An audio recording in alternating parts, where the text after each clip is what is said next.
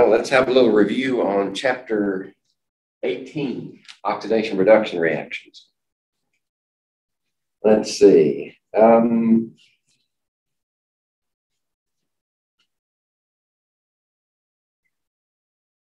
right, we'll start with number 1.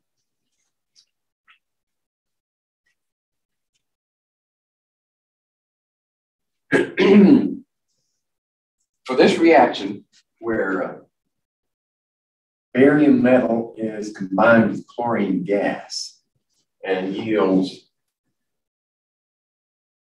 barium chloride, we want to decide which one of these is true. And since the last one says none of these is true, we have to look at all of them. Well, actually, we only need to look at one until we find one that is true. Then we can stop. So, in this type of reaction, we know from our rule of thumb, since that's an element, and this is a compound, that electrons have been transferred.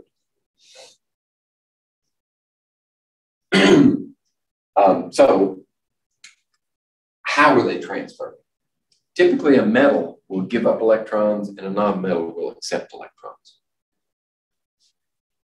And since barium is an alkaline earth, it's more likely to be a 2+ charge when it's in a compound. So the oxidation state for each one of those is 0 by the rules. And this one is a 2+, and this one is a -1. So electrons had to be transferred from barium to chlorine in order for that to happen. So let's see which one of these statements makes sense. The barium atom is losing electrons. Yeah, that's true, which means it's oxidized. Oxidation is loss. That's true. Barium is lost. All right, we found a true one. And since there are no others in here that say 2 of the above or A and C or B and D, those types of answers, then we found our answer. And for efficiently taking an exam, that's probably the time you want to write the, make your mark and move on. The rest of them, chlorine is not oxidized. It is gaining electrons, but it's not oxidized. Barium is not gaining electrons. Chlorine is not losing electrons. So B, C, and D are false for individual reasons. All right.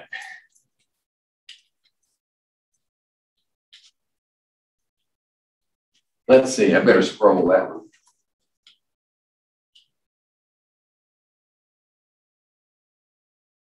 Here we go. Let's see. I think 2 would be repetitive. Number 1, address the same type of problem. Here we have a metal and a non-metal becomes a compound. A metal and a non-metal becomes a compound. So those are obvious transfers of electrons. And all you have to use is the rule.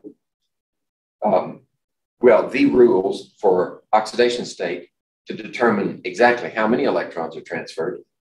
But if all you have to do is decide, is there an oxidation, is there a reduction, and which one is which, just remember, oxidation is loss, reduction is gain. So let's move on to oxidation states and work a few of these, like number 4. We want to determine the oxidation state of sulfur. Is that a reasonable question?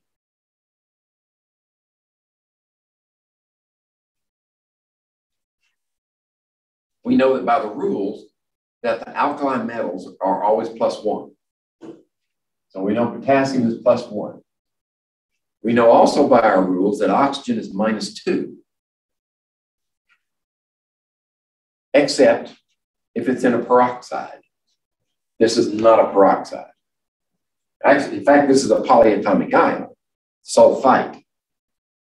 So oxygen is -2, which means it represents a total of -6 oxidation states for those oxygens. 2 potassiums means +2 for the potassium. And now we can use our other rule. All total oxidation states together for a neutral compound must be equal to 0. So if we say, how many of these, this is +2 - 6 is -4, and add them together. That means that sulfur has to balance that -4. So we can say that sulfur is a +4 oxidation state.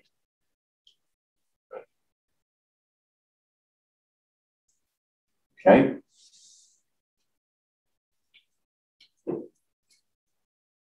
Let's look at number 5.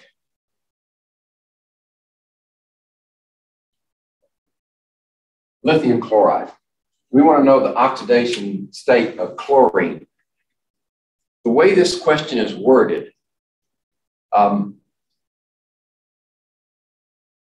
we need to use the alkali metal rule, which means that lithium has to be +1. So if lithium is +1, chlorine has to be -1. Sometimes, and I think I showed an example during the lecture, sometimes chlorine is the one we have to fix as a charge. For instance, where phosphorus and chlorine are combined in a compound. I think that was our example. In that case, chlorine would be the one you fix as -1, and then phosphorus is determined from that point. Now, if you have any qualms about that, if it makes you queasy to do that, one way for this one and another way for the other one, just remember that this is just a bookkeeping scheme. We just need to keep track of electrons. We try to be as accurate as possible and as close to reality as possible. But when you're dealing with ionic compounds, it's much easier to determine the oxidation states. For instance, lithium chloride. But when you're dealing with covalent compounds, where you have 2 nonmetals together, then it gets a little more. There's a little more art involved. What we try to do is with things like, let's use a different example. Say, let's say we have arsenic tribromide, right? They're both nonmetals, but the more electronegative one is bromine. So we're going to fix bromine as -1. If we don't do that, then we're stuck. We can't do anything else. One of them has to be fixed. We have to know, we have to assume what its oxidation state is. So in this case, -3 for the bromine means that arsenic has to be +3.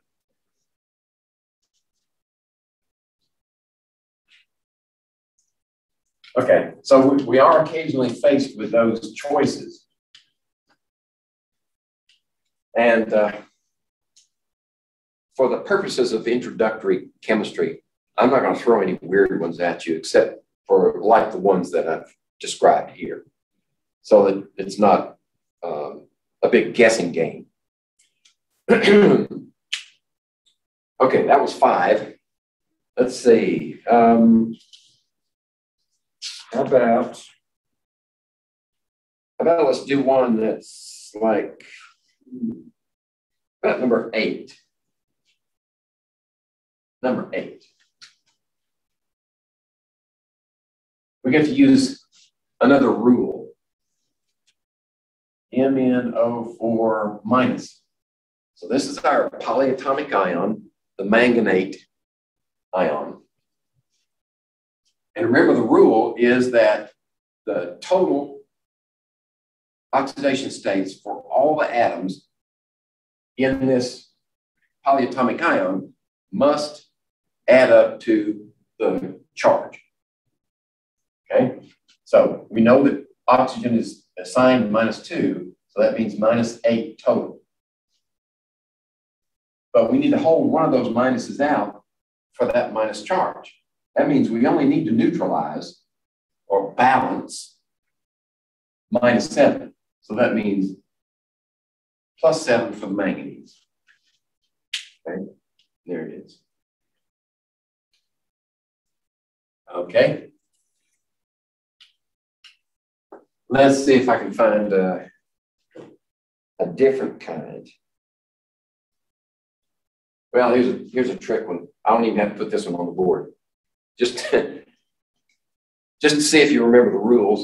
The oxidation state for rubidium in any compound. Oh, there's the key. If it was just the oxidation state of this, like that, then it would be 0. But the question is rubidium in a compound. So we know that rubidium is an alkali metal, which means in a compound, it would have to be +1. Okay. All right. Let's move on down. Oh, how about this one? This one can get complicated. Number 15.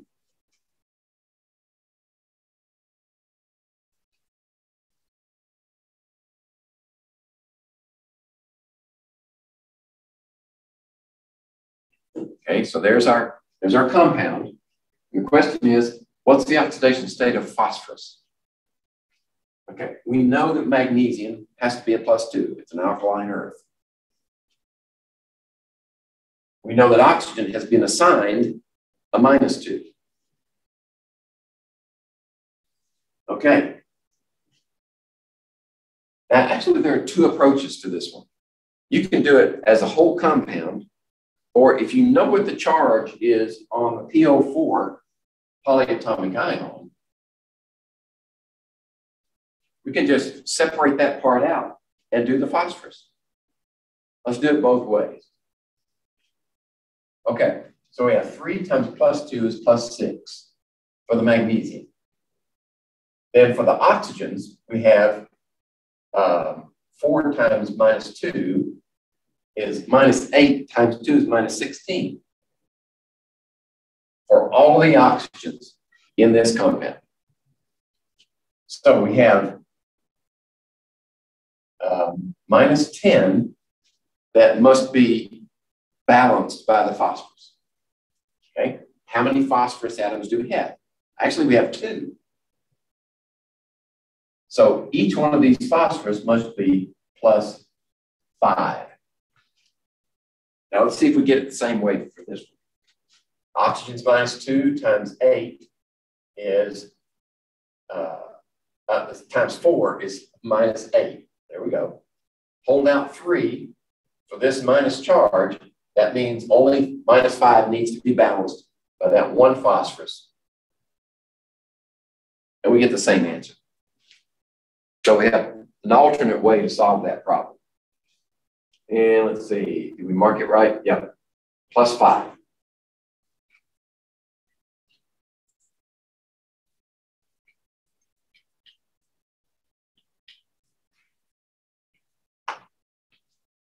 Let's see here. We've done dichromic before, I think, during the lecture. Let me see if I can find any other oddballs.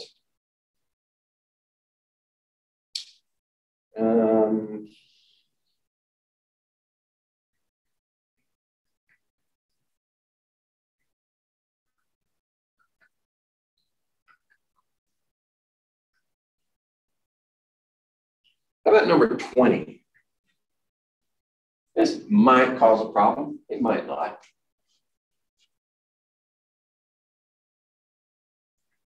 we have this compound,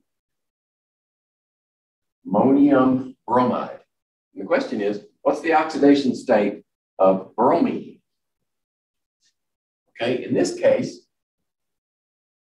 I think the easiest way to solve this one is to recognize that this is a polyatomic ion. If we're focused on bromine, then we know that this one is a +1 charge. That means this one has to be a -1 charge. There's no other possibility. So that's the quickest way to solve that one, rather than try to tease out information about these. Now, while we're here, what's the oxidation state of nitrogen? Well, I would take this polyatomic ion and say hydrogen is a +1 by convention. So 4 times +1 is +4. We need to hold out one of those pluses for the charge. So +3 needs to be balanced. Nitrogen is a -3.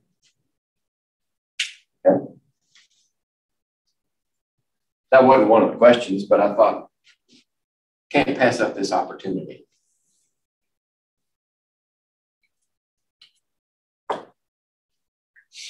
All right, let's see.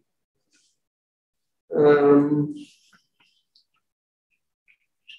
about number 28? One more, there we go. 28. In reacting metal atoms,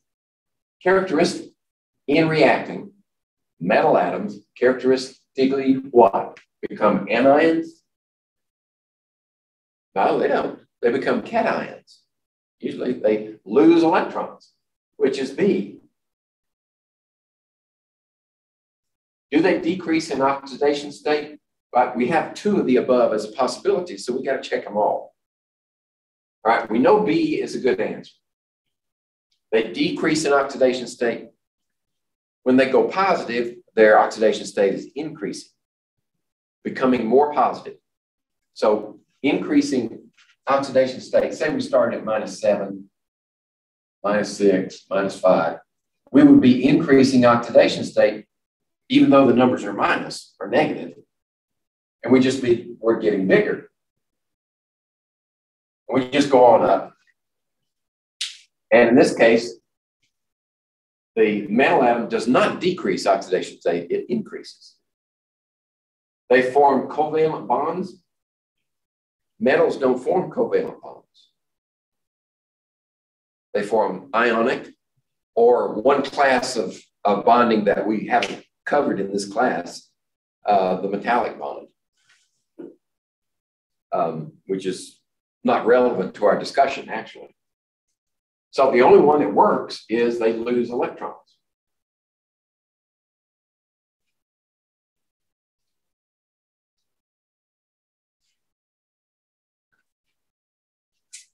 Let's see. I'm going to skip that one because we've already done something like that. How about number 30? In which of the following does nitrogen have an oxidation state of +4? So this question requires that you determine the oxidation state for each nitrogen in this compound, in this question, for each compound.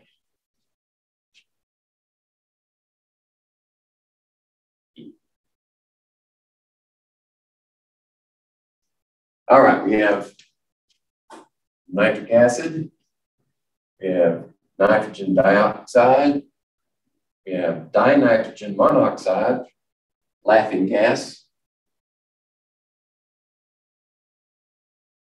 ammonium chloride, and sodium nitrate. Okay.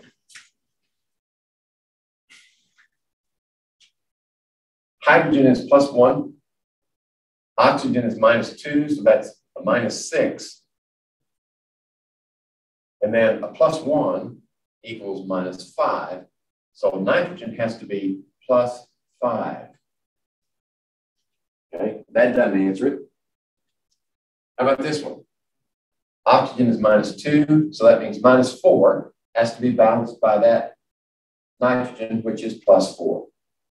Okay, B answers the question. What are the other oxidation states while we're here? -2 here. We have to balance that -2 with a +2, but each nitrogen is a +1. How about this one? Oh, we did that one before. Right, this nitrogen.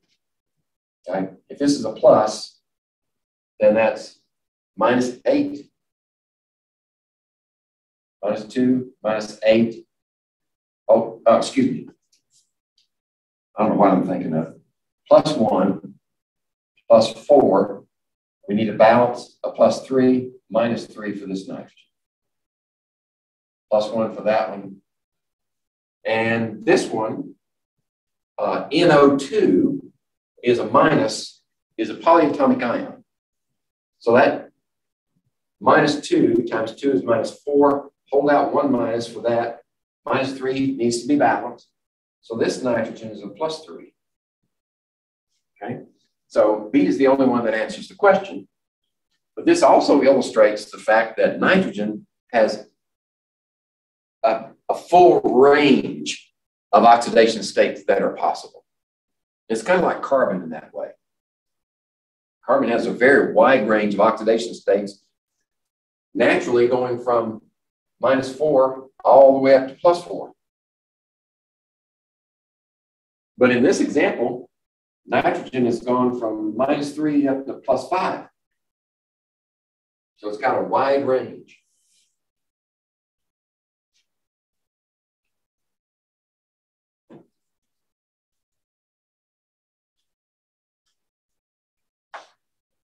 All right, that was 30. Let's see.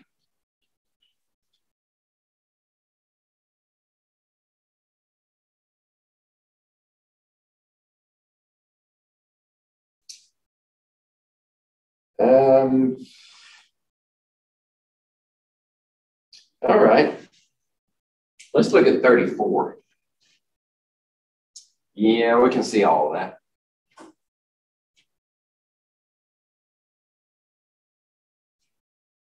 Titanium 4 chloride reacts with oxygen gas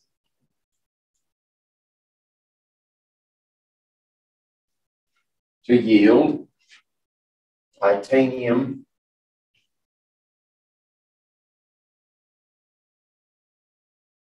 is still titanium 4.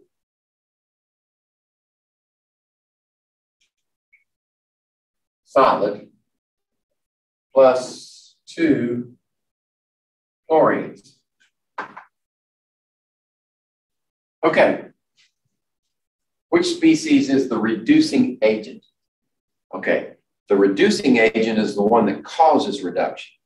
So the reducing agent itself must be oxidized. It has to lose electrons. Okay, so let's do oxidation states. Let's do the easy ones first. Element 0. Element 0. Chlorine -1. That makes this one +4. Titanium's +4. Oxygen -2. -4 total means this +4. So titanium, normally you would think a metal, oh yeah, metals, it's got to do something. It's got to lose electrons. Well, it's already lost electrons. And it's the same on both sides. So titanium is sort of a spectator. Chlorine goes from -1 to 0. So chlorine has to lose electrons. This one is oxidized.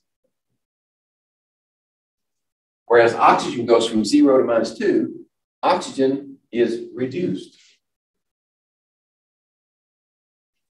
Okay? So the one that's reduced is the oxidizing agent. The one is oxidized is the reducing agent. So the reducing agent is titanium 4 chloride. Right there. Right. We name the whole compound as the reducing agent.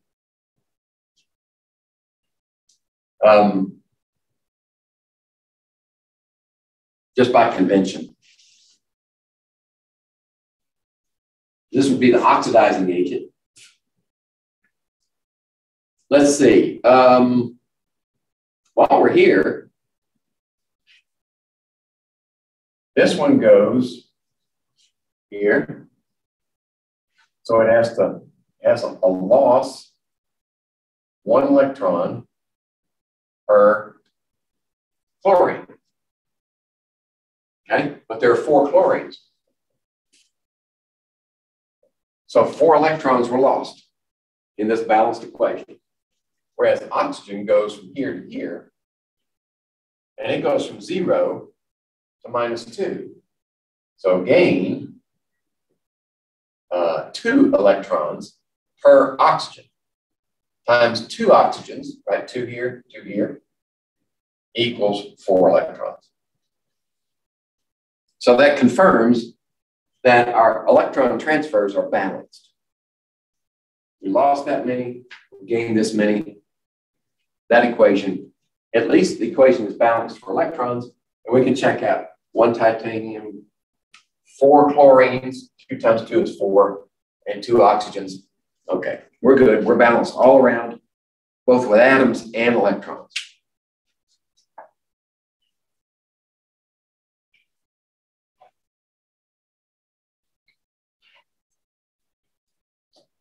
Okay, that was 34. Let's see.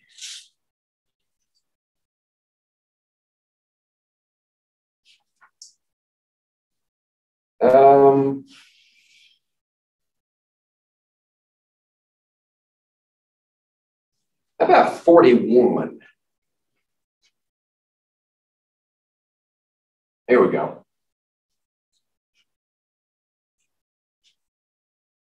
We can do 41 or 42, the same type of question. Which of the following reaction, in this one, which of the following reactions does not involve oxidation reduction? So which does not have transferred electrons? Versus this one, which wants to know which of the following are oxidation reduction reactions. So either one, we've got to do them all. Okay, so let's just do 41. I said 41 to begin with. I'll stick with it. All right, how about this one? Is this an oxidation reduction reaction?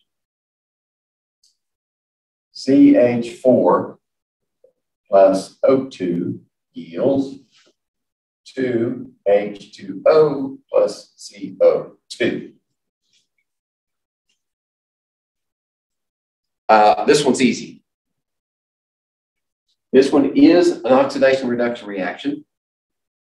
For one reason, there's an element.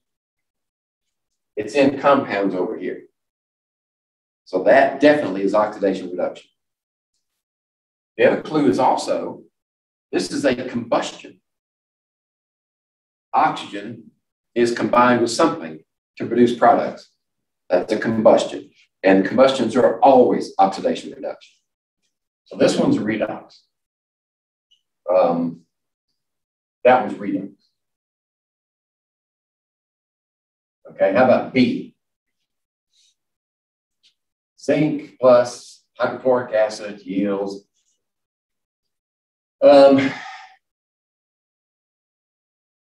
let's see, 2 here plus H2. This is another case where we have an element on this side, it's in a compound here, or an element's in a compound here, and it's an element over here. So that one is redox also. Okay, how about C? Well, we got another one. 2 sodiums plus 2 waters yields sodium hydroxide plus hydrogen gas. So here we have another one. Element in a compound. Compound becomes an element. So that's redox also. How about D? MnO2 plus 4 HCl yields Cl2 plus 2 H2O. These are some easy ones to answer this question, right? Compound element. That's all we need to know. That's an oxidation reduction. So all of them are redox reactions. E is the answer. Okay. All right. Can argue with that?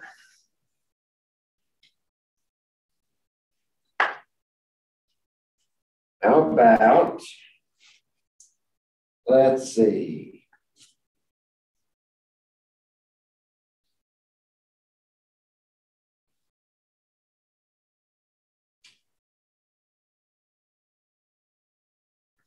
How about 49? Let me scroll that a little bit so we can see it better.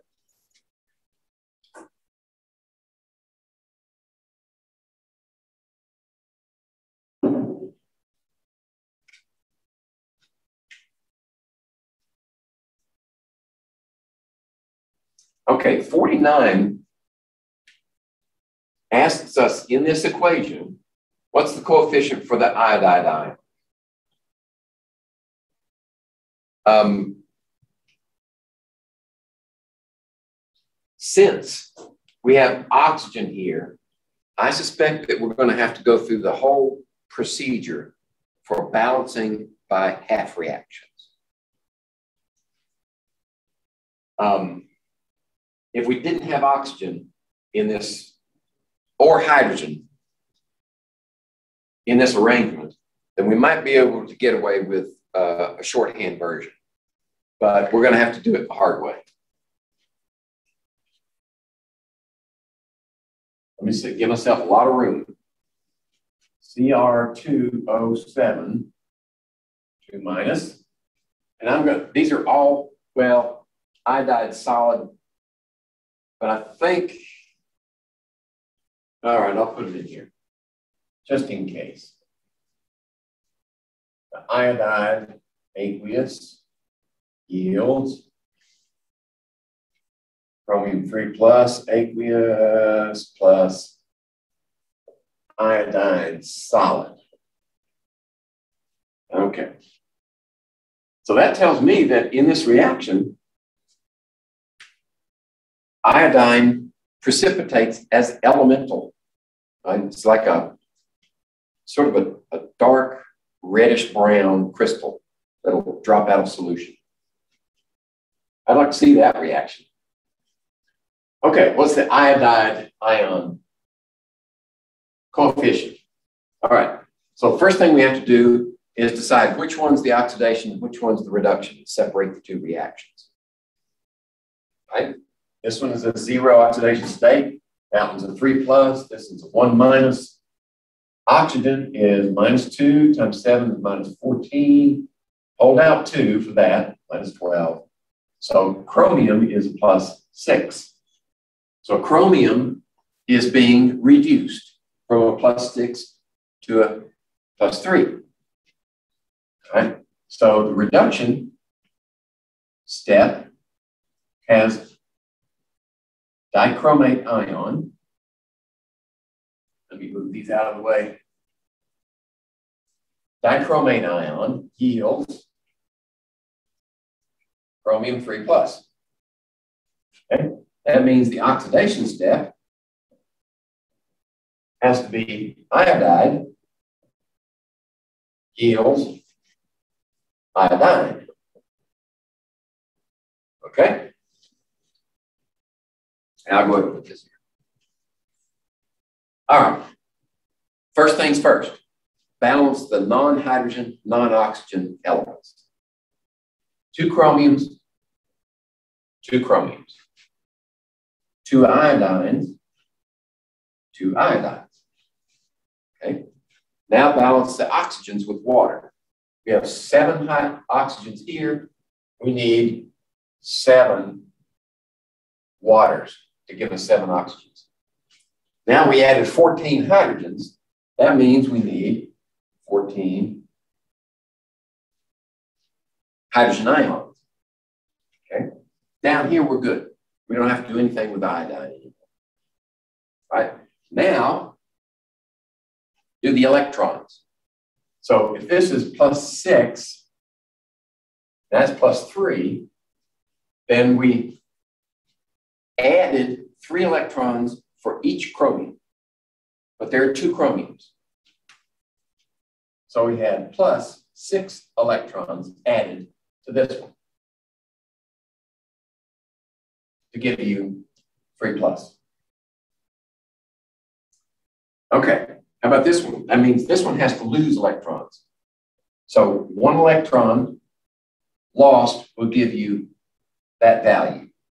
So on this side, we had to lose 2 electrons. Okay. All right, now we have to modify 1 or more equations so that we have the same number of electrons gained as lost.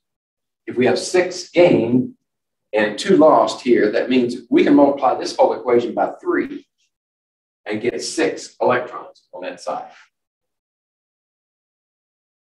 So if we multiply by 3, now we have 6 here, 3 here, 6 there. We used up that 3. Okay, now we can combine the equations. Let's see. To answer the question, do we need to do that? Well, there are no iodides on this side that will cancel it. So we have the coefficient for our iodide ion right here, 6. And that will answer the question. So if you're in the middle of a test and you're moving as fast as possible, then you've got your answer already. Okay. But if we bring everything down, right, if we needed to know coefficients for any of the others, then we would have to bring it down and be sure that we've accounted for all the players. Let's see, that one, 14 hydrogen ions. The electrons cancel. Now we have 2 chromium plus 3 diiodides and 7 waters. Let's see. 1, 2, 3. 1, 2, 3. 1, 2, 3. 1, 2, 3. Okay. Let's see. Can we cancel anything? We can't reduce it either because that's 1. 6, 14, 2, 3, 7. So that's it. So if this same problem showed up on an exam and it asked you something else like, you know, what's the coefficient for chromium 3+? It would be right there, or it would be right here. If it asked you for all of them, then it probably would be best to bring them all down, right? Because you'd have to do, well, you've already done this. So bring them all down, and then you can fill in the values.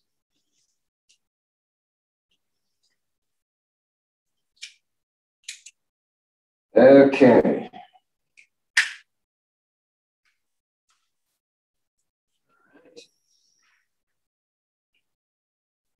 That was 49.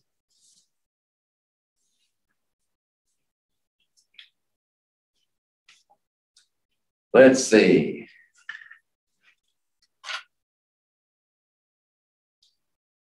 You know, I shouldn't have erased that. Do we remember what was the coefficient for the water? Let's see, 50. What was the coefficient for the water?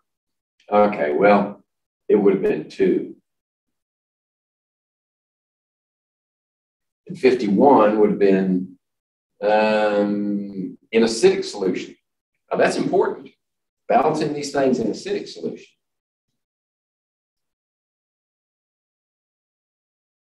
51 asks for, oh, we already did that one. 50 asks for the chromium 3 plus coefficient, and 51 asks for the, which was E. So 7 for the water, excuse me, 7 for the water. All right, I should have left it up there long enough to do that. How about 52?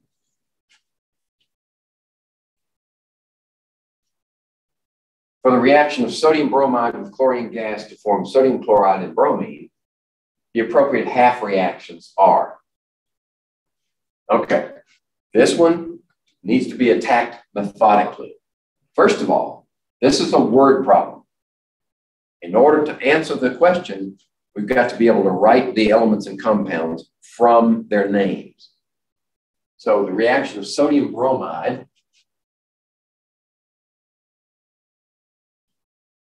plus chlorine gas. Let's see, this is a solid. And to form sodium chloride, solid, and bromine, which is a liquid.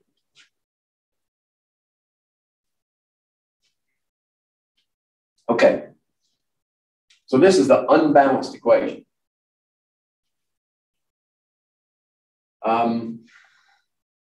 We need to separate it into oxidation and reduction reactions.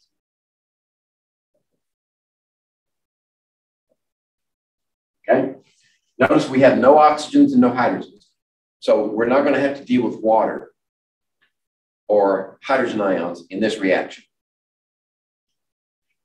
which means that we can probably balance it. Excuse me. Bromine's diatomic. We can probably balance this by the budget method. Right? We've got one sodium here. We need 2 bromines, 2 sodiums, 2 chlorines. That's balanced. Okay? But it is a redox reaction because that's chlorine element, that's chlorine in a compound. That's bromine element, bromine in a compound. We know it's a redox reaction. So we have to write the half reactions. We've already balanced it. So we need to decide which one's the oxidation step. Well, sodium goes from +1 to +1. No change there. Bromine goes from -1 to 0. And chlorine goes from 0 to -1. Okay? So,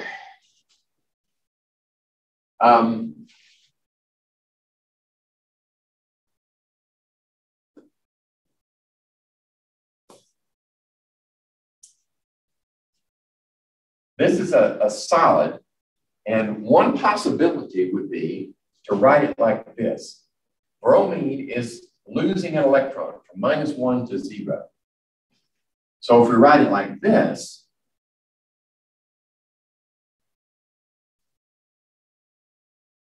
and it loses an electron, actually, 2 bromines lose 2 electrons.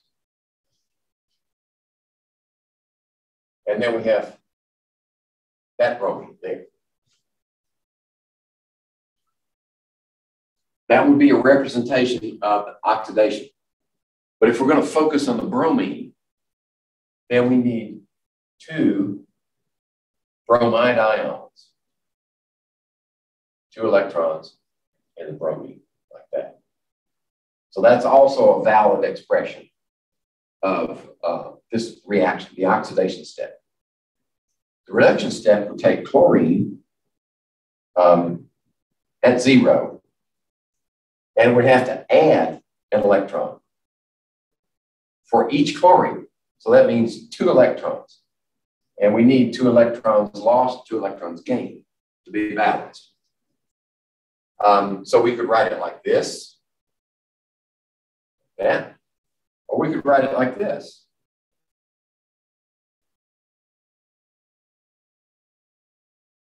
Like that. Either one of those is valid. So in that case, I would look to the answers and see which one is the best. I don't see any compounds in here at all. I see elements, I see ions, I see electrons.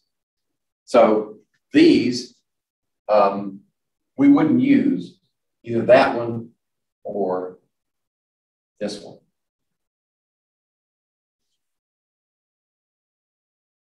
We know this doesn't make any sense unless I do that. That wasn't balanced in the first place, was it? It would have to be like that. And this one would have to be sodium. Over here, like that. So this is what we're actually looking for based on what's available.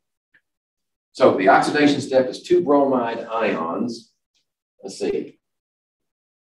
Oxidation, those are reductions, these are oxidations. There's 2 bromides, yields Br2 plus 2 electrons. Here we go. Does the reduction fill in the same? Yes. So B is the answer. All right.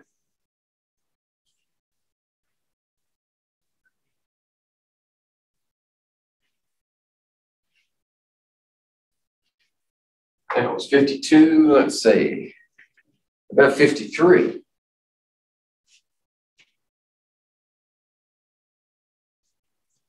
In the balanced equation for the following redox equation, what is the sum of the coefficients? All right, we can use a shorthand version for this one. The reason being we have no oxygens and no hydrogens to deal with. So we only have to track electrons and elements and ions.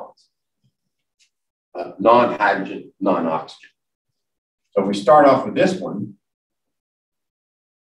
right?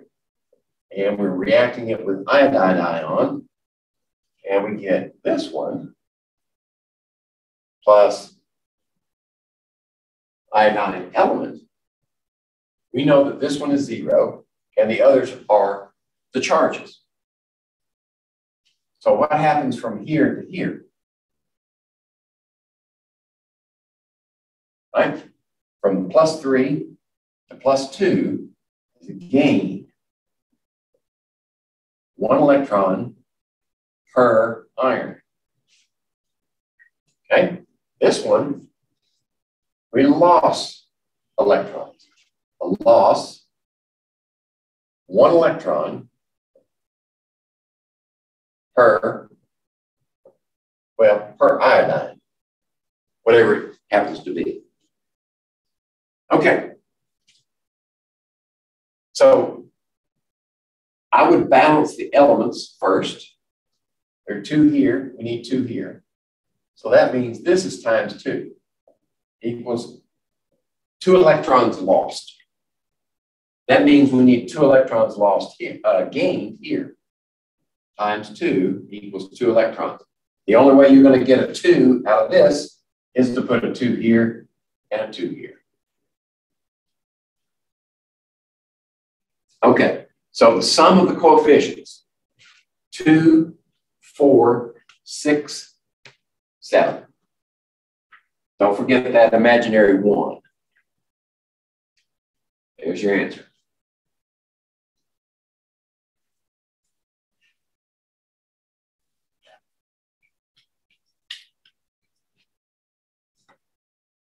All right, let's see, that was 53.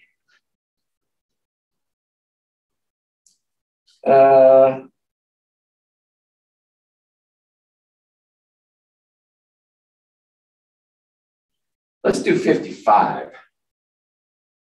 Oh, let me scroll it. There we go. How are we doing on time? We're okay on time. 55. For this redox reaction, which of the following are the correct half reactions after it's balanced? Right, so we've got this one, 2 plus Cl2 yields Fe 3 plus Cl minus. All right, let's go ahead and parse out the half reactions. Iron is being oxidized. It's losing electrons.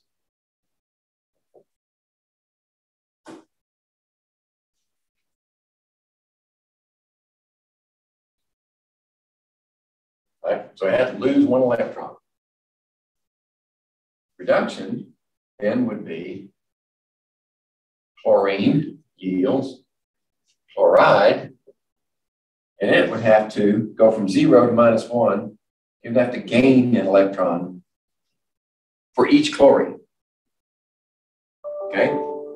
This one's already balanced there. We don't need water. We don't need hydrogen. This one has 1 electron here, but it's got 2 chlorines. So we balance the 2 chlorines here. Now we need 2 electrons. Right? To go from 0 to -1 for 2 atoms, you need 2 electrons. Now balance the electrons. 2, 2, and 2. Okay, those are the balanced half reactions. Let's see. Correct half reactions. Let's see. The first one is correct. So that takes care of the reduction. How about the oxidation? Let's see. 2 plus to 3 plus. Here we go. 1 and 4. This one and that one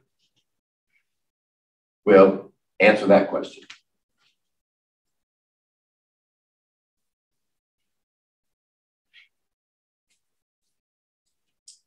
All right, 55, 57.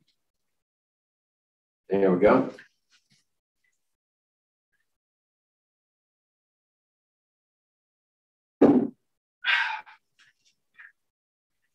Let's see.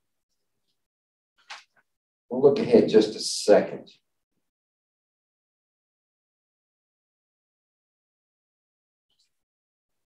Okay, 57. Now that we have the method firmly in mind, we should be able to fly through this one pretty quick. So we have the chlorate ion, iron 3, iron 2 plus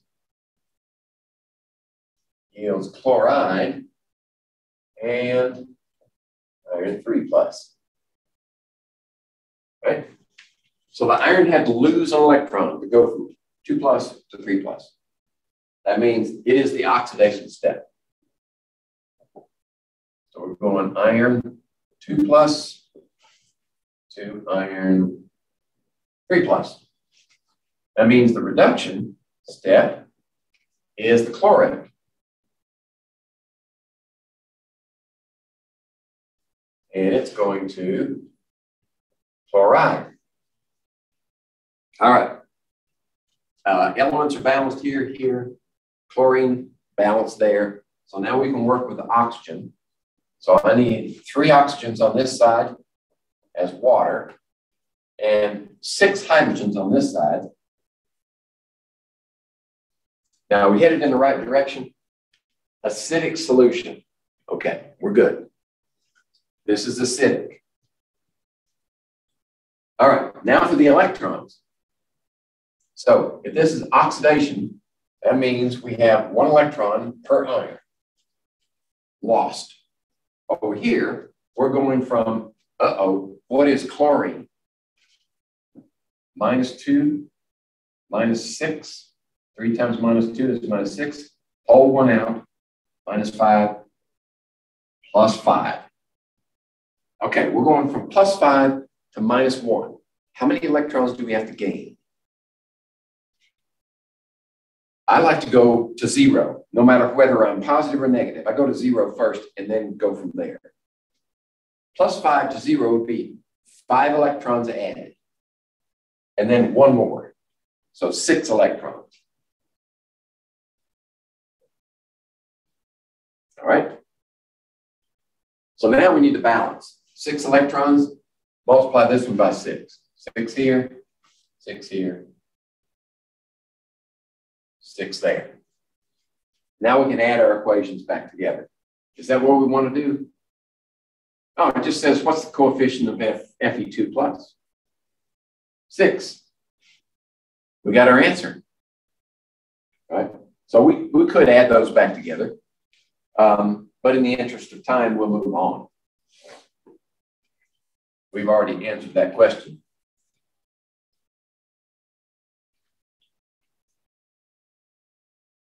$57. Let's see, which one else would I like to do? How about 60? Here we go, 60. In a car battery,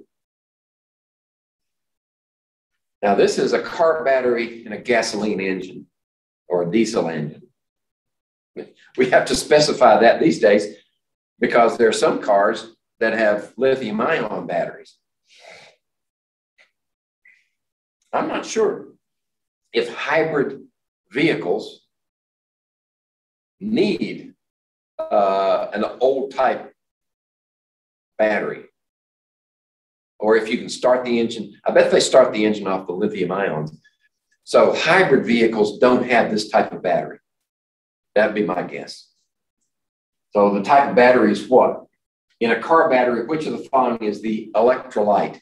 That is, what is the solution in which the electrodes are immersed? And the answer to that is sulfuric acid. Okay? They're very cheap to make. They're reasonably efficient. They can stand up to many discharge-recharge cycles. But they are extremely heavy because of the lead, primarily. Whereas lithium-ion batteries are very light. It's called, the term they use is power density. So the lighter the battery with the same amount of power available is a more power dense battery. So lithium ions are more power dense than lead acid batteries. But they are more expensive too. All right, so the answer to that was D. Let's see, 61. Let me scroll that one just a little bit. 61.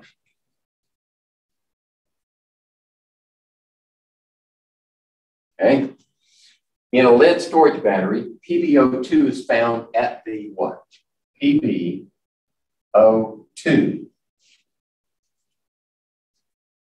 Is it the cathode or the anode? These other answers don't make any sense. It's at the dry cell, it's at the galvanic cell. The lead acid battery is a galvanic cell, but that doesn't distinguish between the half cells. We're talking about one of the half cells, right? One half cell has lead oxide electrode, and the other one has lead electrode, right? This one is 0. This one is -2, -4, +4. So we have to know what's happening. This one is being oxidized. Lead is going to, actually this compound, which is a 2+. So this one is losing 2 electrons. Okay? This one is going from PbO2 to Pb2+. And it had to gain 2 electrons. Okay? So the end product is the same, and the electrolyte is the same. But this one is being oxidized, which means this one is at the anode. Anode is where oxidation takes place. This one must be the cathode. This reaction takes place at the cathode where reduction takes place. Okay, so PbO2 is at the cathode. So electrons are going in to this one to make that reaction. And they're coming out of this one. So on your battery, this one is the negative electrode. Okay? This one is the positive electrode on the battery under the hood of your car.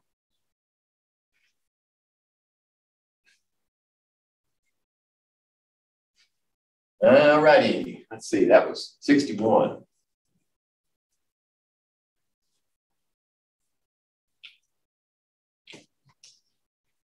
Let's see, let's move down to 65. Aha. The Hall process for making aluminum.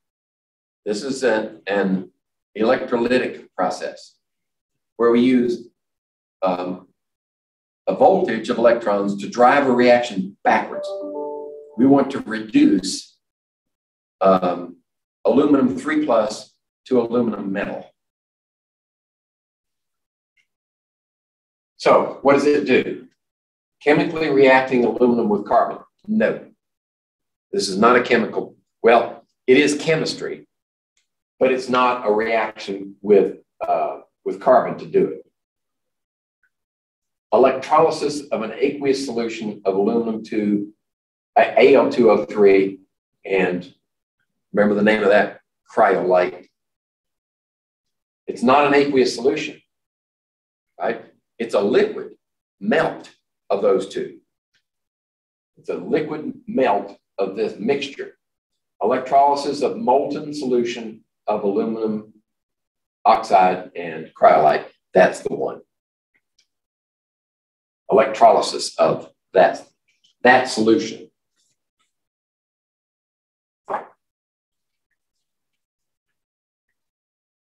Okay, let's see. 68. Oop. And just barely peeking over the edge.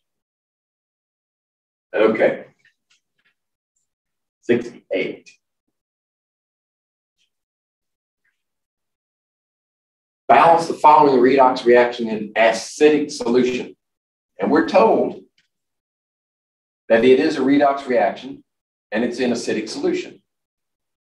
And we see oxygens here, hydrogens here, so we are going to have to do the long version of the half reaction method. So let's see. We're given this one and this one, hydrogen peroxide, and we're given this one and this one. Okay. So let's do our oxidation states.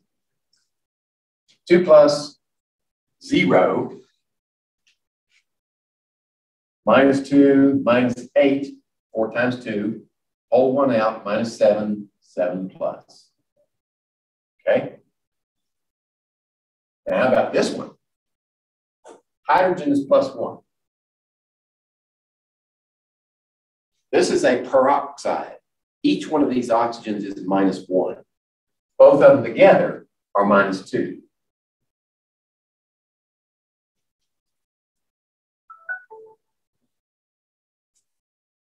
-1. There we go. So now, which one is being oxidized and which one is reduced? Manganese is going from +7 to +2, which is a decrease in oxidation number. It is reduced. We're adding electrons to this one to make it there. So this is the reduction step. MnO4- there, and we're going to end up with Mn2+. Okay, oxidation step would have to be hydrogen peroxide yields O2. Okay. All right. So hydrogen, oxygen, we can't balance anything here yet. We balance this one, one manganese, we're good. So let's take care of that oxygen. All right, we need 4 of them over here. 4 waters means 8 hydrogens as the ion. Okay, how about this one? Well, we've got 2 oxygens here and 2 oxygens there. So we don't have to add any water because the oxygens are already taken care of.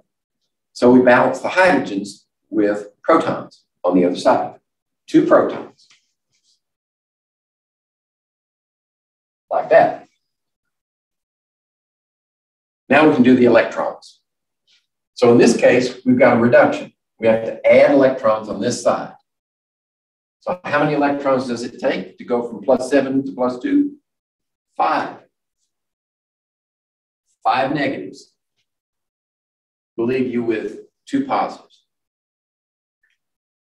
Okay, how about this one? Well, the electrons have to be on that side now. We're going from -1 to 0. So we lost an electron, but there are 2 oxygens. So we actually lost 2 electrons, 1 for each oxygen. Okay? So now we need to balance the electrons before we can bring our equations back together. Now, is that where we're headed? There's this one, right? Wait a minute. 68. Yes, this one. What's the coefficient of water? Okay. I think we already got our answer. Wait a minute. No, we don't. Right? Because we have not balanced the electrons yet. How do you balance electrons when one of them is 5 and the other one's 2? Right?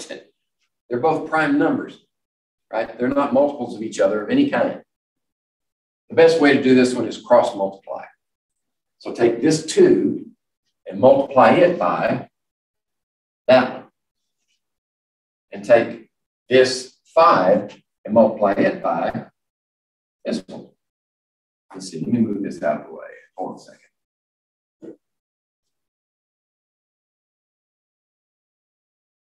Okay. So now we can do it. This is a 2. That's a 16. This is a 10. This is a 2. That's an 8. This is a 5. This is a 5. This is a 10. And this is a 10. Okay, so now our electrons balance, and we can answer the question. What's the coefficient of water? Coefficient of water is 8. There we go, right there. Let's see. Here's a question based on the same reaction. What's the coefficient of hydrogen? Well, let's see. We've got hydrogen, 16 hydrogens over here and 10 over here. Right? So when we bring it down, we're going to have 6 hydrogens on this side left over. Right? Those 10 cancel, leaves us with 6. Right? So the coefficient of hydrogen is 6. Okay? Snuck in 69 there.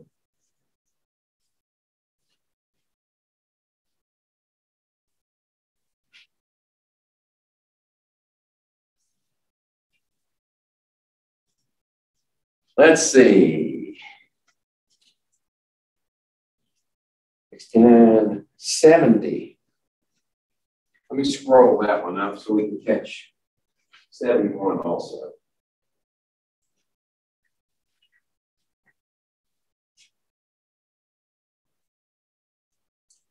How many electrons are transferred during this reaction when balanced? Okay, so we have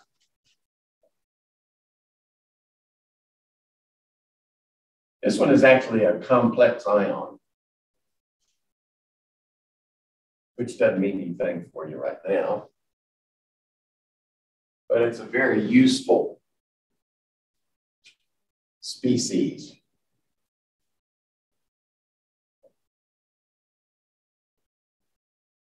Copper 2+. Okay.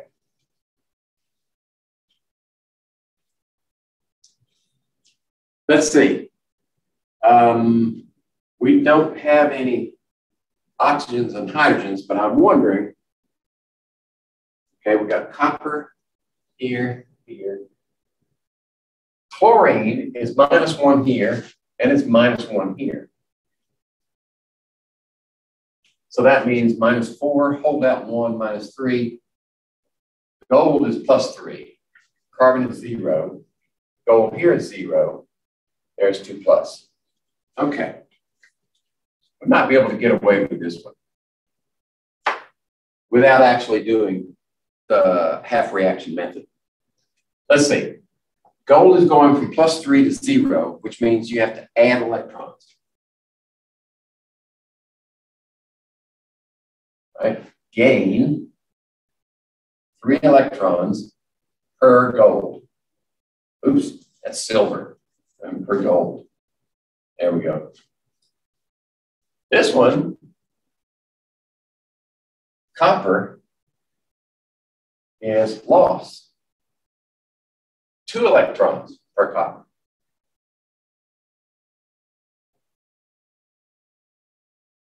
Okay? So, here we have an odd and an even again. So how do we even this out? We cross multiply.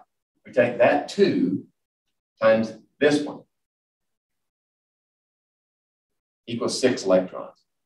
So that means we need a 2 here and a 2 here. And this one we multiply by 3 equals 6 electrons. So we have a 3 here and a 3 here. Okay? So now we should be balanced. Oh, except for 8 chlorides. There we go. 3 coppers, 2 golds, 8 chlorides, and 6 electrons were balanced. So let's see, what's the question? How many electrons are transferred? Oh, 6 electrons. Okay, when balanced. So we didn't have to split that one into half reactions because we didn't have any hydrogens, we didn't have any oxygens. And another thing I was looking for is disproportionation, right? Do we have an element here that's one piece of it is being oxidized and another one is being reduced, right? I gave you an example in, I think I did give you an example in the lecture of a disproportionation reaction. This is not one.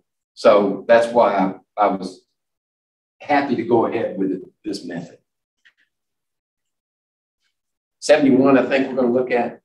Yeah, 71. How many electrons are transferred in the reaction? 10 plus hydrochloric acid yields 10,2-chloride plus hydrogen gas. We might be able to do this one. I don't even have to erase that one. I think we can do this one just like this, plus 2 HCl equals SnCl2 plus H2. Let's see if it's balanced. 110, 2 hydrogens, 2 chlorines, we're good. So how many electrons are transferred? This one's 0, this one's 0. This one is plus 2. Okay. This hydrogen goes from plus 1 to 0, and the chlorine stays -1. It doesn't change. All right. So the 10 is a loss, 2 electrons per 10 times 1 equals 2 electrons. And the hydrogen goes here, a gain, what? 1 electron per hydrogen times 2 hydrogens equals 2 electrons. So 2 electrons were transferred in this procedure. Actually, that's messed up. This one should be the E answer. Not enough information in Chem should be E. D should be 4. I'm not sure why that happened. Okay, that was 70 and 71.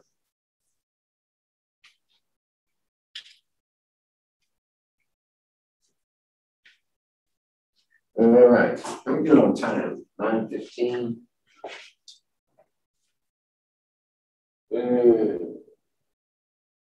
Oh, okay, 9:40. So we got 25 minutes. 71. Let me look ahead just a little bit. Okay. Okay, we got time to do the ones I've marked. 74. It's got chopped off. There we go.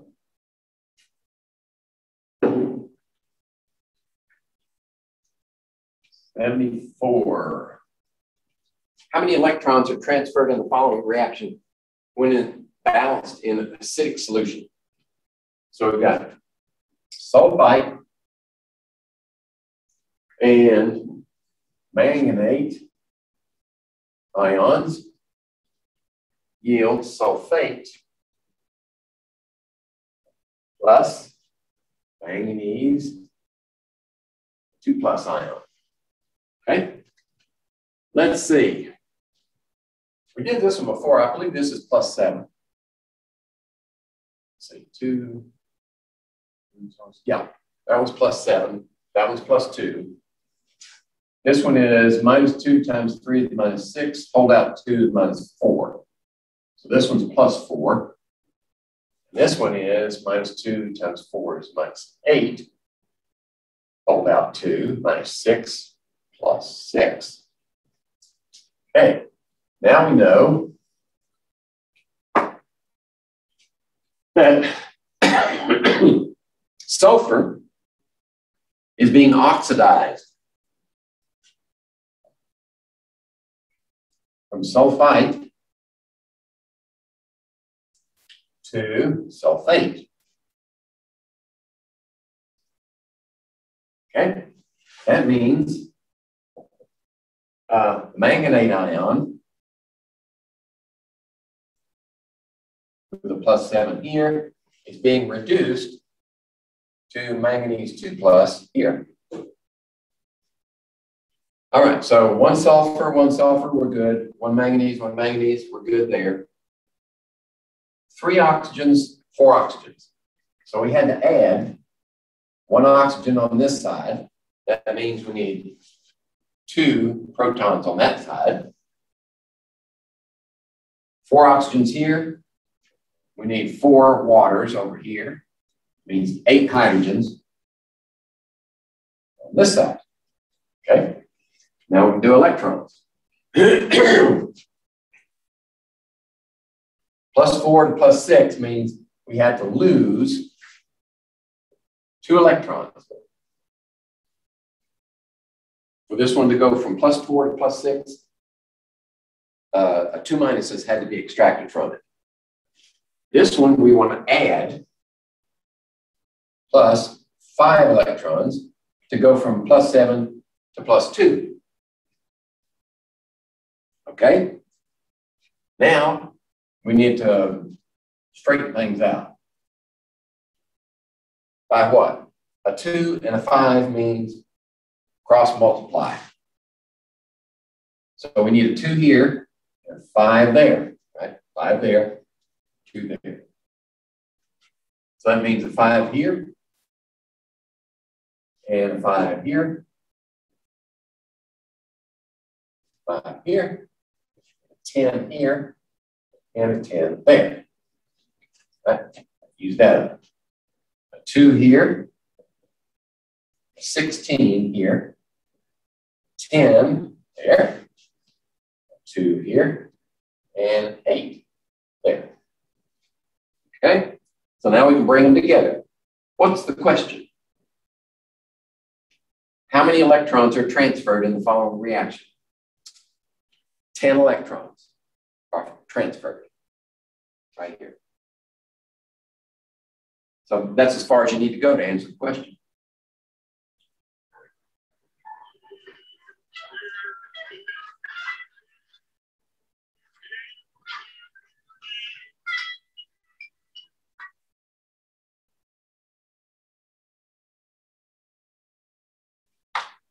Okay, 74, 78. Let's see what 78 has to offer.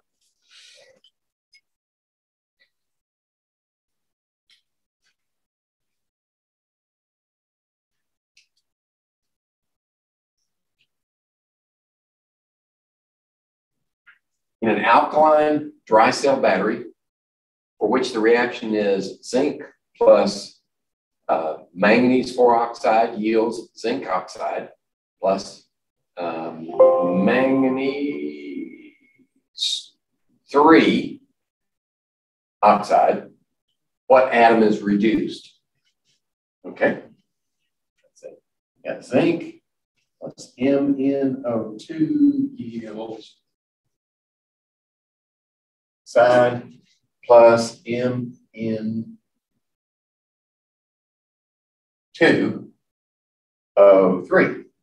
Okay, which one's reduced? Well, let's see. This one's 0. And it goes over here to +2 because that was -2. So it can't be zinc. Zinc is oxidized. So this one's -2. This one's -2. -4, that means this is +4. This one's -6. But there are 2 of them. So this one has to be +3. Okay, so this one is reduced from Mn +4 to Mn +3. What atom is reduced? Okay, we don't care about the ion, we just want to focus on the atom. The manganese atom is reduced.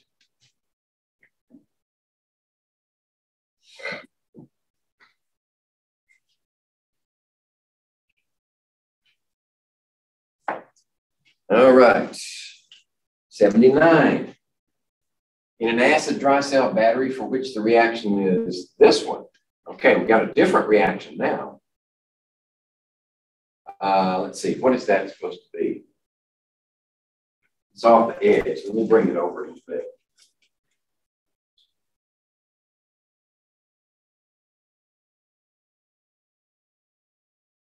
Ammonia.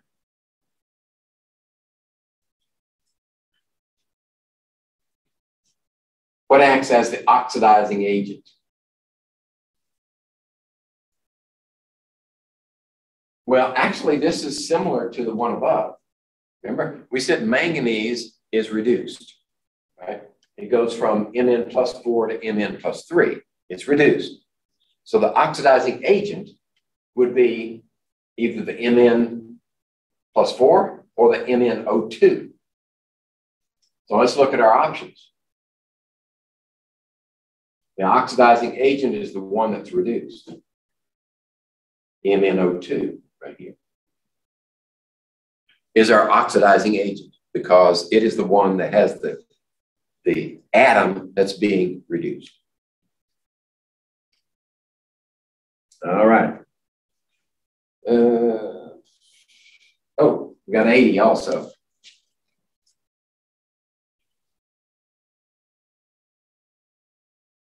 Okay, we're looking at the similar reaction. What acts as the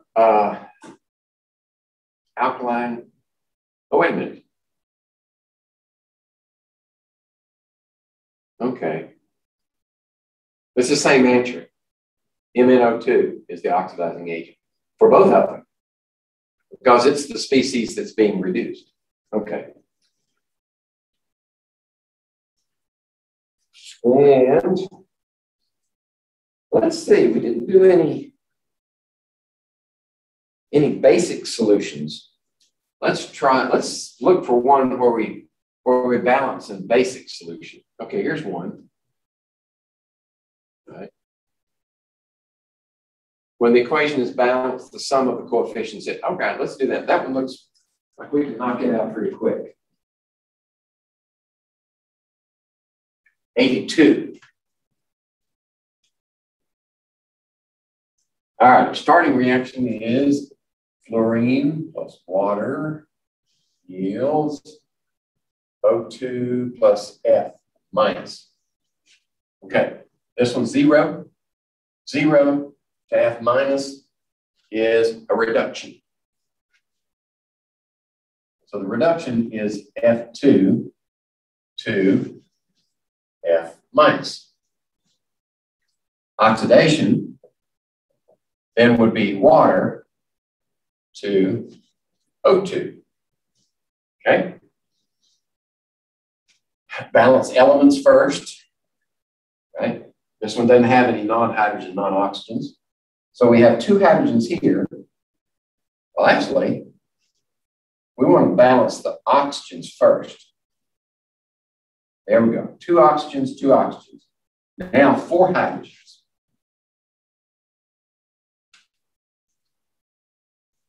Okay. So now let's do electrons. So we're going from 0 to -1. We have to add electrons, but we have 2 of them that need to be added. This one we're going from -2 plus 1. So here we got +1 plus, okay, hydrogens are not participating. This one's 0. So actually we're losing 2 electrons per oxygen.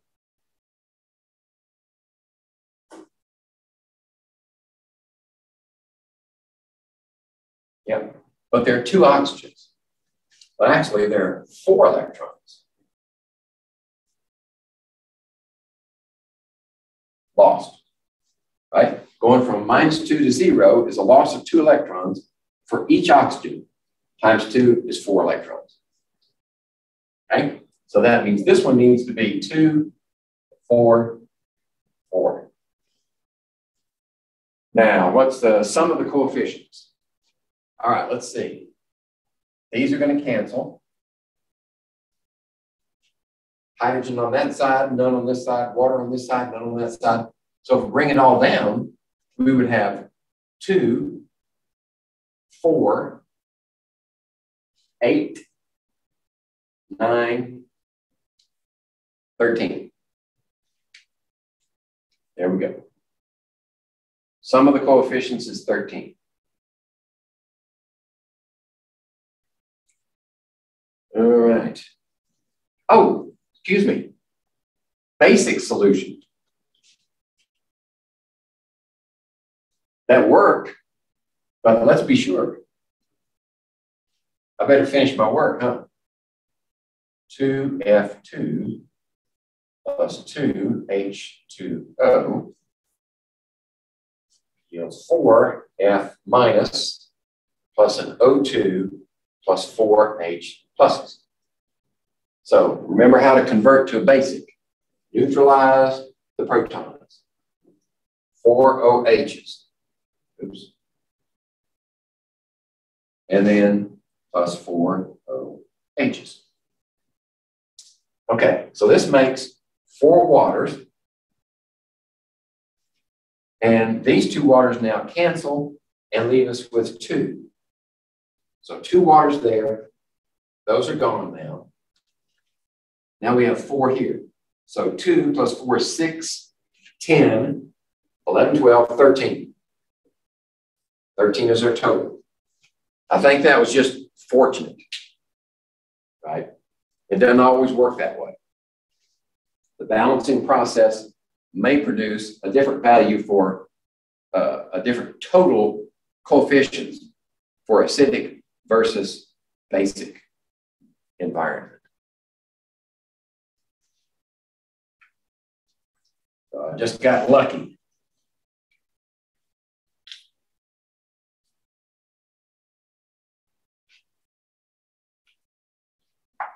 All right. Let's see, are there any other interesting ones in here? There are several others for basic solution balancing. I was looking for any that are kind of oddballs.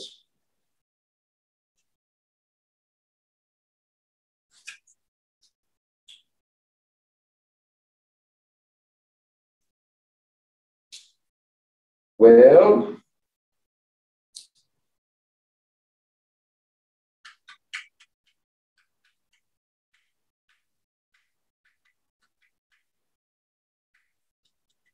how about 87?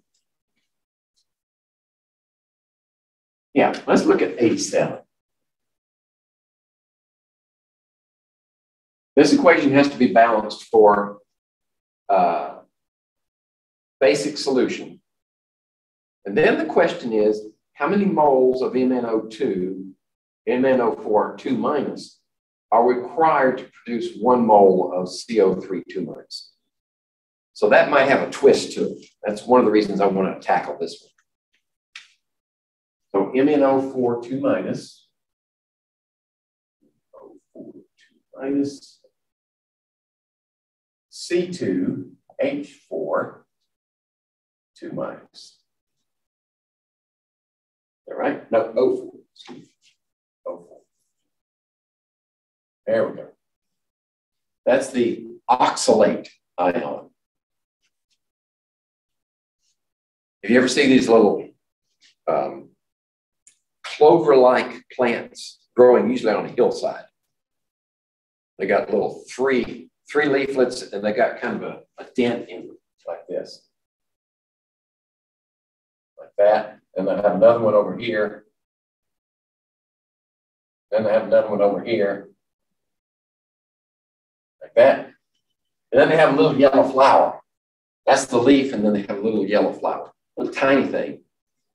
If you pick some of that up and just chew it, it won't hurt you. It's sour. It's sour because of that. It has oxalic acid in it. Just add 2 hydrogens to the front, and you got an acid. That's why it's sour. Now, if a ruminant, like a goat or a cow, eats a lot of this stuff,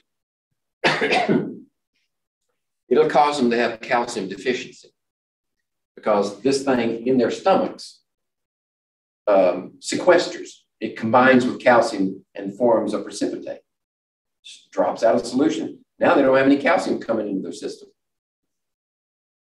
So it's what we affectionately call an anti-nutrient.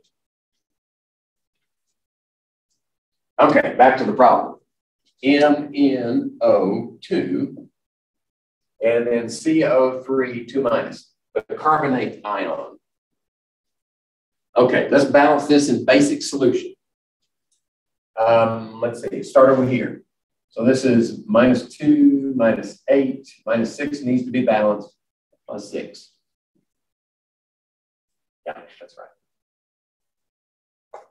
This one is -2, -4, +4.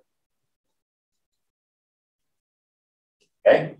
Carbonate, I know what this one is already, +4. You can prove it. -6, hold out 2 minuses, -4, +4. How about this one? -2 times 4 is -8. Hold out 2 minuses, -6. With this carbon, there are 2 of them. So it needs to be a +3 for each carbon. Okay. Oxidation. Let's see. Who's losing electrons? It looks like the carbon lost an electron to go from here to here. So we have C2O4, 2 minus, with a +3 oxidation state for that carbon, yields a carbonate ion, the +4, okay? And then the reduction is manganate, 2 minus, which is +6 here. And then manganese dioxide, +4. Okay. We need 2 carbons on this side. Okay. And oxygens will hold for a minute. Manganese, we're good. Okay, now balance the oxygens. We've already got 4 here. Now we have 6 on this side. So that means we need 2 more oxygens on this side as water. That means we have 4 hydrogens on that side. Did I lose you? Start with 4. We end with 2 times 3 is 6. So 4 to 6 means we had to add 2 more. Okay. 4 here, 2 there. That means we had to add 2 here, 2 hydrogens. Oh, excuse me, wrong side. There we go. 2 oxygens, 2 plus 2 is 4. Okay, and the hydrogens plus 4 hydrogens. Now we can do electrons. This one had to lose oxidation, lose 1 electron. Lose 1 electron per carbon, but there are 2 carbons. So it actually lost 2 electrons. This one gained 2 electrons per manganese. Okay? So we've already got the electrons balanced. So the electrons cancel. Let's see, hydrogens. We've got hydrogen here, they cancel. Water's here, same numbers, they cancel.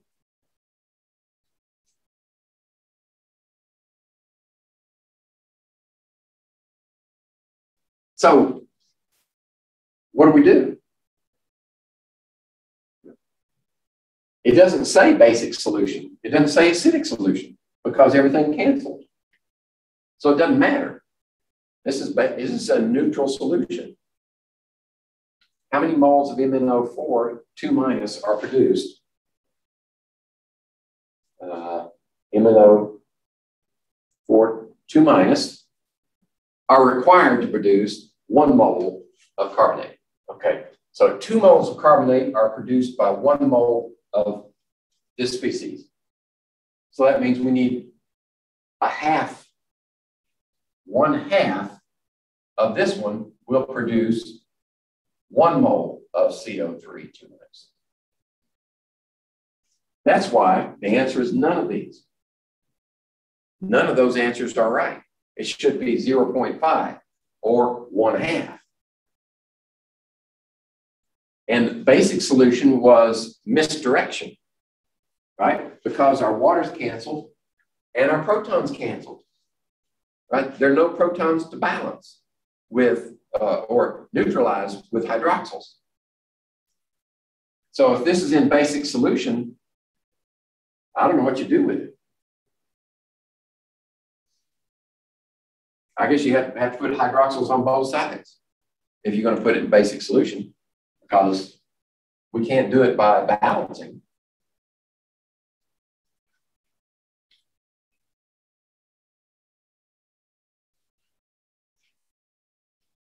That one did have some bugaboos in it. Okay, let's see. Do I need to dredge up any others? I think we're good. Okay. Let's see. Any questions? Let's see, I better mark you present.